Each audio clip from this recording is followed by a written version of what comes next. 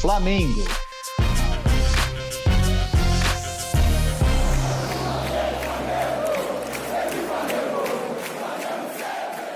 Salve, salve, galera! Estejam bem-vindos a mais um episódio do podcast UOL Flamengo, que você ouve todas as terças-feiras aqui no UOL, no Spotify e nas principais plataformas de podcast. Eu, como sempre, estou aqui com o nosso setorista de Flamengo, Léo Burlá. Fala, Léo. Fala, Pedro, tudo bem? Como sempre também, não é uma novidade, Flamengo sempre com um cardápio bem animado, e hoje temos uma presença super ilustre para a gente começar a tocar essa bola de estreia na Libertadores e vamos nessa. Muito ilustre, né? Se o Flamengo aí não surpreendeu a torcida com reforços de peso, a gente surpreende a nossa, e a gente está aqui com o nosso colunista e comentarista, Renato Maurício Prado. Bom dia, Renato, muito obrigado por aceitar nosso convite. Imagina, um prazer. Bom dia, tudo bem? Vamos falar aí desse Flamengo que estreia hoje, né? Que é um jogo que não vai ser fácil não, hein? Vai ser uma pedreira esse jogo lá na Argentina. Mas estamos aí para conversar sobre o Flamengo, diga lá. E é difícil começar a falar sobre o Flamengo sem falar desse momento.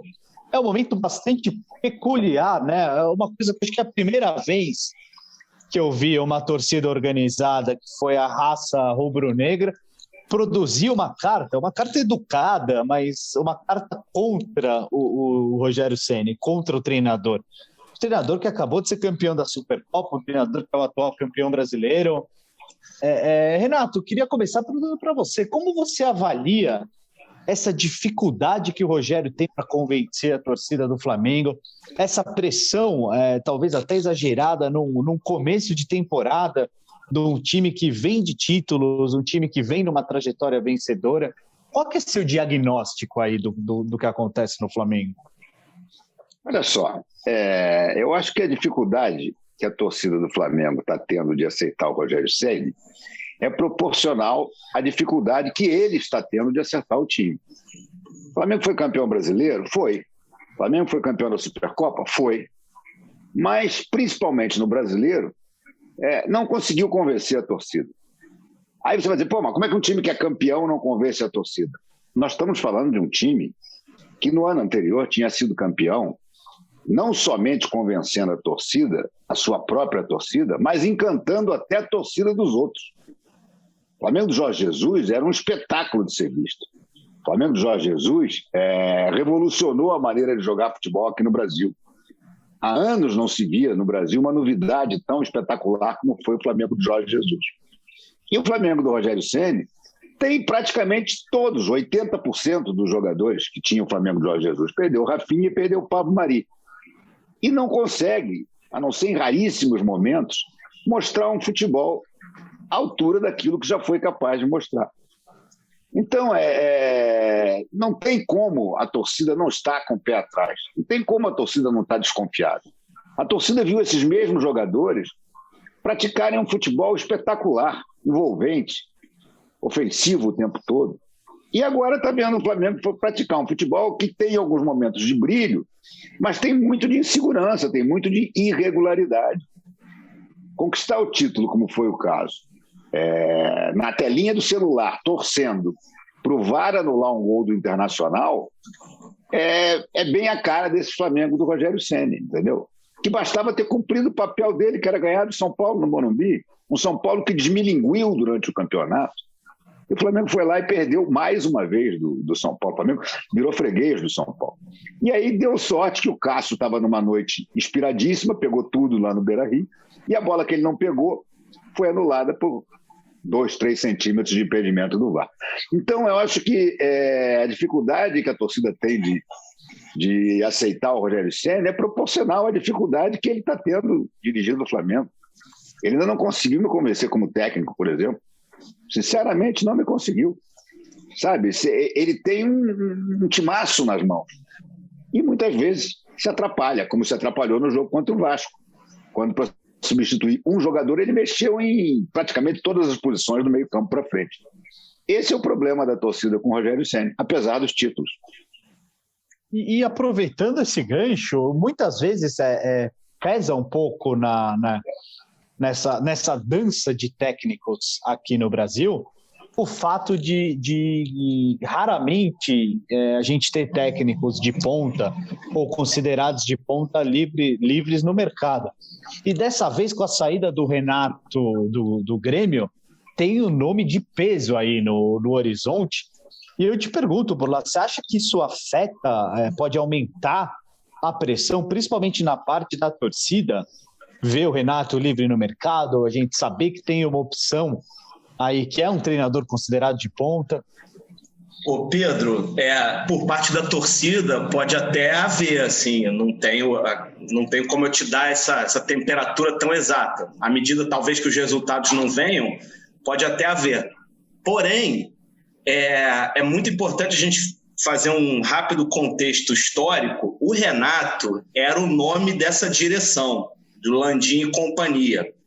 Em final de 18, iniciozinho de 19, que é quando eles ganham a eleição e assumem o clube, eles tinham certeza absoluta que o Renato era o técnico. Era corrente, eles tinham certeza absoluta.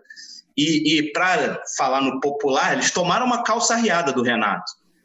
Eles achavam que o Renato estava fechado.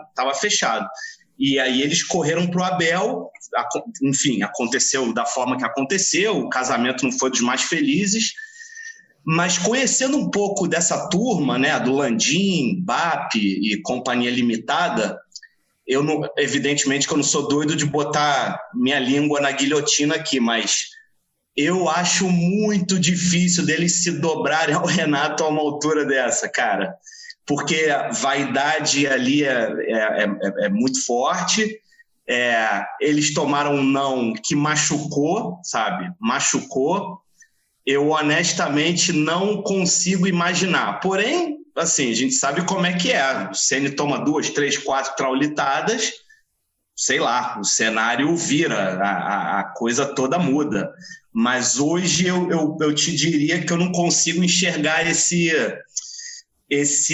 casamento, não. Até me recordo bem, eu estava até no Ninho do Urubu nesse dia, foi na véspera do Flamengo e Grêmio, 5-0 aqui na Libertadores de 19, que aí, eu acho até que fui eu não tenho certeza, mas enfim, alguém jogou uma cascazinha de banana para o Braz, falando do Renato, e que o Renato tinha falado alguma coisa do Flamengo lá no Sul, e aí o Braz, bem ao estilo dele, falou: eu adoro o Renato e tal, mas ele tem um auxiliar técnico maravilhoso. Ou seja, como quem diz, o Renato é bom, mas o bom mesmo é o auxiliar técnico dele que dá o treino, sabe? Então, assim, eu acho que ficou uma certa... ali uma coisinha mal resolvida, o que não quer dizer que não venha a haver aí um casamento mais para frente, mas hoje eu não consigo enxergar muito isso acontecendo, não. Eu aproveito e pergunto pro Renato. Renato, você vê a diretoria do Flamengo agindo, mexendo no comando técnico por desempenho, quer dizer, mesmo com o time conseguindo vitórias, a partir de uma análise de que o Flamengo não está entregando o que pode dentro de campo, ou você acha que a diretoria só interferiria no futuro do Rogério Ceni, no caso de uma sequência de derrotas mesmo? Olha, eu vejo interferindo sim. Se tiver derrota, basta a situação do Flamengo nessa chave ficar muito complicada. Ou o Flamengo não passar. Chegasse ao ponto do Flamengo não conseguir se classificar na chave de grupos. Eu não tenho a menor dúvida que se o Flamengo não se classificar na chave de grupos, o Ceni vai ser demitido. Aliás, tenho certeza absoluta. O Flamengo eliminado na chave de grupos, com esse time, o Ceni está fora. É um grupo difícil, né? Não é um grupo fácil, é um grupo bem difícil. Não deveria ser difícil se o Flamengo estivesse jogando o que ele pode, com todo respeito aos adversários. Acho que se o Flamengo de 2019 estivesse nesse grupo, ele passaria sem dar um susto, entendeu? Essa questão que o Léo trouxe, ele tem toda a razão quando ele fala que essa diretoria, uma das marcas dessa diretoria, ele não botou as palavras certas por precaução, por cuidados, mas eu vou botar. Essa diretoria é arrogante, essa diretoria é vaidosa, essa diretoria é vingativa. Isso tudo pode sim, ele tem razão, pode sim contar contra uma eventual contratação do Renato. Mas se o Ceni for eliminado, ou se estiver à beira da eliminação, imaginemos, por exemplo, que o Flamengo tenha 3 maus resultados nos 3 primeiros jogos, nas 3 primeiras rodadas. Ele joga contra o Vélez lá, perder não é impossível, muito pelo contrário, né? O Vélez é um time muito forte, é o maior adversário para mim do Flamengo na chave. O Flamengo pode perder do Vélez, o que não seria uma tragédia, sabe? Perder lá na Argentina, dependendo da forma como perder, é claro. Vamos que tropece contra o La Calera, o que aí já sim começa a ser uma tragédia, e perca da LDU. O Rogério Ceni está fora. Está fora nesse momento, entendeu? Porque eles sabem que só um milagre, só uma grande chacoalhada será capaz de fazer o Flamengo nos 3 últimos jogos, verdade que 2 em casa, mas buscar essa reação. E essa reação não vai ser possível com um técnico que perdeu as 3 primeiras rodadas. E aí a questão do Renato, o grande problema é exatamente o que o Léo falou. É a arrogância, coisa de ser vingativo, tudo isso dessa diretoria. Mas existe a torcida, que vai fazer uma pressão infernal. Infernal. O torcedor do Flamengo, o que ele gostaria é a volta do Jesus, claro. Mas isso, pelo menos por hora, é impossível. Contratação de outro estrangeiro, muito complicado também. Com o euro do jeito que está, a 6, não tem como você trazer um outro técnico estrangeiro. A não ser que seja, de repente, um técnico da América do Sul, como fez o Santos, como fez o São Paulo, como fez o próprio Inter. Mas também não consigo ver, nesse momento, nenhum nome que esteja assim, não, olha aí, como estava, por exemplo, o Ariel Holan está na área, o Crespo está na área. Não tem, vai buscar o quê? O BKSS? Não sei. Eu acho ainda que, apesar de todas as ponderações que o Léo fez, e com as quais eu concordo, o Renato ainda é o favorito para substituir o Ceni, num caso de emergência, é claro. Se de repente a coisa ficar muito feia, como eu te falei, não precisa nem perder os 3 jogos, vai que não ganha nenhum dos 3 jogos, perde do Vélez, empata com o La Calera e perde da LDU. Ceni está fora. E a solução de emergência mais próxima ainda é o Renato Gaúcho. Aí vai ter que ver como é que eles vão administrar, como é que vão engolir essa história de ter que contratar o Renato Gaúcho, apesar do não anterior. Sendo que tem um detalhe, né, gente? O não anterior foi porque o Grêmio renovou o contrato dele. Não foi uma coisa tipo, o Flamengo, o Renato disse que vinha e na hora H não veio. O Grêmio acertou e ele resolveu ficar. Não vejo nada de excepcional nisso, não. Entendeu? Aí você pode até me perguntar, o Renato Gaúcho é a solução? Eu acho o Renato Gaúcho um bom técnico. Seja pela adição do auxiliar, como brincou o Braz, né? Como ironizou o Braz, seja pela própria evolução na carreira. O Renato Gaúcho, técnico do Grêmio, é muito melhor do que o Renato Gaúcho, técnico do Fluminense, por exemplo. Entendeu? E acho que ele é um nome com força suficiente para chegar num caso de necessidade e tentar dar uma virada, uma chacoalhada nesse grupo. Se for o caso, né? Pode ser que o Rogério Ceni ganhe hoje, pode ser que o Rogério Ceni finalmente embale esse time. Como rubro-negro, eu digo, Deus queira, mas temos que estar com o pé atrás. A gente vai para o intervalo rapidinho, daqui a 1 minutinho a gente está de volta. Posse de Bola é o podcast semanal do All Sport sobre futebol. Às segundas e sextas-feiras, eu, Eduardo Tironi, converso com Juca Kfouri, Mauro César Pereira e Arnaldo Ribeiro sobre o que há de mais importante no esporte favorito do país. Você pode ouvir o Posse de Bola e outros programas do UOL em uol.com.br/podcasts, no YouTube e também nas principais plataformas de distribuição de podcasts. Salve, salve, galera. Estamos de volta aqui com o podcast UOL Flamengo.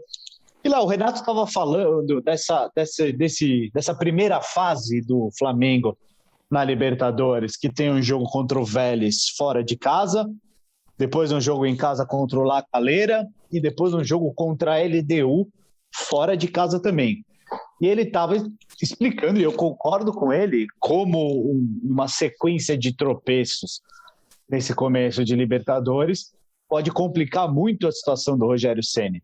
o que eu queria te perguntar é, com o time que o Flamengo tem, com o elenco que o Flamengo tem, mesmo com essas dificuldades de ajuste que o Rogério tem tido para encontrar o melhor futebol, você enxerga aí alguma possibilidade do Flamengo degringolar nesses primeiros 3 jogos da Libertadores? Mas, honestamente, não. Mas a gente sabe que, né, surpresas estão aí. Eu acho que tem um fator que é interessante, que às vezes tem muita coisa que não é do campo, mas que ajuda a explicar e falar muita coisa, assim. Esse time, ele é muito movido a ganhar, né? Isso aí é óbvio, isso está claro desde janeiro, fevereiro de 2019. E o fato deles estarem mastigando essas oitavas da Libertadores desde 2020, eu acho que é uma coisa importante para eles, né? Para como eles reagem, para como esse time é construído, para como esse time gosta de responder. Esse time adora dar resposta. Então, assim, eu acredito que aquela eliminação para o Racing, que não estava na conta de ninguém mesmo, embora com todo o cenário lá esquisito na época, tinha coincidido com a demissão do Domenech, chegada do Rogério, foi tudo meio encavalado ali, e muito jogo de eliminatórias, salvo engano, contusão, foi um período caótico do Flamengo, caótico. Então eu acho que o fato deles estarem mastigando essa queda para o Racing pode ser um tempero importante para esse time dar uma resposta. Mas eu acho que é um grupo super enjoado, assim, super enjoado. A LDU é um porre sempre. É um porre. Lá em Quito é um porre. Chegam no Maracanã, em geral, eles não arrumam nada. Mas em Quito é um porre. Até o time do Jesus. E é importante fazer a ressalva. O Jesus tinha dias de Flamengo, semanas de Flamengo. Foi lá e perdeu. Sabe? E ficou... Enfim... É um grupo enroscado, mas eu, honestamente, apostaria que o Flamengo passa sem maiores dramas. A LDU é sempre um jogo muito difícil, né? Sempre traz problema para todos os times brasileiros. E acho que o Vélez, só pelo tamanho e só por ser argentino, também é um adversário sempre. Pedro, eu errei aqui. Não era o time do Jesus, não. Perdão. Salvo engano, era o Abel. Eu errei. O Jesus estreou contra o Emelec. Eu confundi. Exato. O time do Abel perdeu lá e ganhou aqui de 3-1. Exato. O Abel classificou na chave de grupo. Exato. Jogando um futebolzinho rastaquera, mas classificou. Eu troquei as bolas dos equatorianos aqui. Isso. Eu acho que ganhar lá, perder lá e ganhar aqui é meio que o plano padrão quando você vai enfrentar a LDU ou outros times que joguem, às vezes, com benefício da altitude, né? Porque a altitude torna o jogo muito aleatório, né? Por mais que às vezes um time não tão bom tecnicamente, não seja tão bom tecnicamente, mas a altitude coloca o jogo numa outra vibração, né? Não sei, é sempre complicado. Tem um amigo meu, torcedor do Fluminense, me perguntou dia desses, quando eu ia definir lá o último time do grupo, você acha melhor o Fluminense pegar o Bolívar ou o Barranquilla? Eu falei, olha, eu fugiria da altitude sempre, cara, sinceramente, porque não é legal, sabe? Não é legal. E, Renato, eu fui setorista de São Paulo durante a passagem do Rogério Ceni lá no São Paulo como treinador.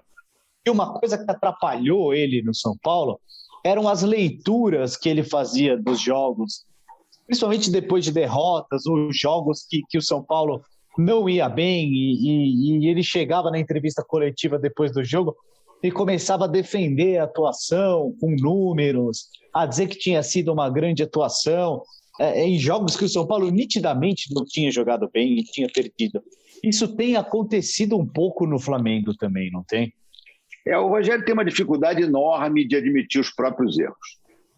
E acho que ele cometeu um erro gravíssimo na derrota para o Vasco, quando ele, no meu modo de ver, e de boa parte da torcida, errou muito nas mexidas que fez para substituir o Arrascaeta, e depois atribuiu a derrota a erros técnicos. Quando você atribui a derrota a erros técnicos, você está culpando diretamente os jogadores. Ou seja, ele culpou o Bruno Viana, claramente, pelo primeiro gol, e culpou depois os demais envolvidos no segundo e no terceiro, né? Isso é a característica do Rogério. O Rogério nunca aceitou erro. Você, então, que foi setorista do São Paulo, na época que foi técnico lá, você sabe disso muito bem. Os repórteres mais antigos, alguns deles até da minha geração, ou um pouco abaixo, que conviveram com o Rogério jogador, dizem a mesma coisa, que o Rogério nunca aceitou os próprios erros, nunca admitiu os próprios erros. Isso é um problema. Isso é um problema. E se ele continuar repetindo essa história de não falar dos próprios erros e falar dos erros dos jogadores, ele corre um sério risco de perder o grupo. Quem conhece o jogador, quem conviveu em dia a dia de clube, todos nós três aqui convivemos, como setoristas, sabe que se existe uma coisa que o jogador não suporta, é o técnico que diz: eu ganhei, nós empatamos e eles perderam. Então, o Rogério precisa tomar muito cuidado com isso. E um problema, em termos práticos, que me parece, é porque, foi o que você falou, ele não vê muitas vezes, não é só a questão dele não admitir os próprios erros. Ele tem uma dificuldade enorme de ver o jogo que está passando na frente dele. Ele substitui muito mal porque ele vê mal o jogo. É uma coisa até curiosa. Um jogador que foi tão excepcional, né? Um goleiro tão fora de série. E, geralmente, muitas vezes o goleiro dá ótimo técnico, porque é aquele cara que assiste o jogo de costas, taticamente tem uma noção muito boa do que está acontecendo, né? Mas ele mexe muito mal. A sensação que dá é que ele não está vendo o que está acontecendo, está óbvio. No jogo contra o Palmeiras, o Gerson se arrastava em campo. Foi a pior atuação do Gerson com a camisa do Flamengo. E ele aí, para trocar um volante, tirou o Diego, que estava bem no jogo. Melhor do que o Gerson, com certeza. E ele mexe, tira o Diego. Em outras situações, em que ele, para botar o Pedro, tirava o Gabigol. Sabe, é preocupante. A maneira como o Ceni vê o jogo é preocupante. É mais um dos motivos que leva a torcida do Flamengo a ter o pé atrás com ele. Entendeu? Ele não consegue ser aquele treinador que você vê que ele mexe na equipe e melhora a equipe. Geralmente ele mexe e piora. Entendeu? E com a dificuldade que ele tem de admitir os erros, isso fica cada vez mais difícil. Você quer ver uma bomba relógio que eu acho que está armada? Inclusive para o jogo desta noite? A invenção dele do Arão na zaga e do Diego no meio-campo. Não é uma coisa totalmente ruim, tá?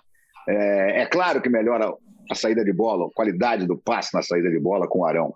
O Arão reforça quase também como mais um armador o início das jogadas no meio-campo. Ele tem um ótimo passe vertical, ele tem ótimas viradas de bola que ele consegue fazer bem e tudo. Mas como zagueiro ele tem muitas deficiências.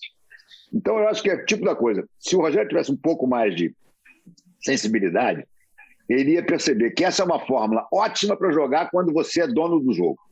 Quando você é muito mais forte que o seu adversário. Quando você está em casa, ok, vamos lá, vamos pressionar, vamos esmagar mesmo. Se tiver contra-ataque, se dane, se eles fizerem um gol, nós fazemos 3. Agora, o jogo de hoje contra o Vélez, por exemplo, eu te confesso que eu sinto até um calafrio na espinha em imaginar esse time do Flamengo com o Arão na zaga e com o Diego de primeiro volante. Tomara que eu esteja errado, mas pode acontecer um grande desastre por aí. Mas, Renato, me permita, se você tira o Arão hoje, se você tira hoje o Arão da zaga, você entra com Bruno Viana e Gustavo Henrique. Você tem esse mesmo calafrio? Olha, é um calafrio um pouco menor, Léo. Um pouco menor. Até porque o volante, o Arão volta a ser volante. E aí você protege mais a cabeça de área. Você quer ver uma coisa que você certamente deve ter percebido também? Flamengo e Palmeiras foi um jogaço, concorda? Jogaço. Ótimo. Mas você percebeu como é que a entrada da área do Flamengo, o Palmeiras chegava como queria. Havia uma área ali de não combate assustadora. Sim. Porque o volante, o Diego, por mais que se esforce, e ele tem se esforçado, é justo dizer isso, eu acho que o Diego me surpreendeu até positivamente. Ele está jogando muito mais de volante do que eu achava. Mas ele não é também um volante típico. E aí o Flamengo deixa um espaço ali na entrada da área que os caras entram tocando com a maior facilidade. Entendeu? Então, eu concordo com você, é uma escolha de Sofia. Você botar o Bruno Viana e o Gustavo Henrique também é uma jogada de alto risco. mas pelo menos são zagueiros. E você reforça a cabeça de área com o Ilharão. Mas isso se resolve com o João Gomes, né? Também, mas é porque eu acho que o Arão ainda é mais zagueiro do que mais volante do que o João Gomes ainda. Eu acho que o João Gomes é um jogador que tem um potencial enorme. Acho que ele vai longe. Mas, por enquanto, para um jogo cascudo desse, eu ainda jogaria com o Arão de volante. Mas, olha aqui, isso tudo aqui é ótimo a gente bater papo, legal, mas o Rogério Ceni não vai fazer nada disso, não. Não vai. O Rogério Ceni vai jogar com o Ilharão na zaga e com o Diego de primeiro volante. Vai. Tomara que ele consiga, assim, pressionar o Vélez o suficiente para ganhar o jogo. Mas na casa do Vélez, eu não sei não. Eu acho que tem um sério risco de dar errado. E só para lembrar aqui, o Arão na zaga foi um dos principais pontos da carta da raça rubro-negra que mandou, né, a carta contra o Rogério Ceni, eu citando a desconfiança em relação ao Rogério Ceni. E é isso aí, gente. O papo tá muito bom, mas infelizmente a gente já estourou o nosso tempo. Muito obrigado por lá, muito obrigado, Renato. Esse foi mais um episódio do podcast UOL Flamengo. Teve a apresentação minha, Pedro Lopes. Hoje a gente contou com a participação do nosso setorista de Flamengo, Léo Burlá, e do nosso colunista, Renato Maurício Prado. A edição de áudio é do Amer Menegassi e a coordenação é do Bruno Doro e da Juliana Carpanês. Sigam aqui com a gente. Na terça-feira que vem a gente está de volta com muito mais Flamengo, muito mais Libertadores, muito mais informação e opinião. É isso aí, um abraço.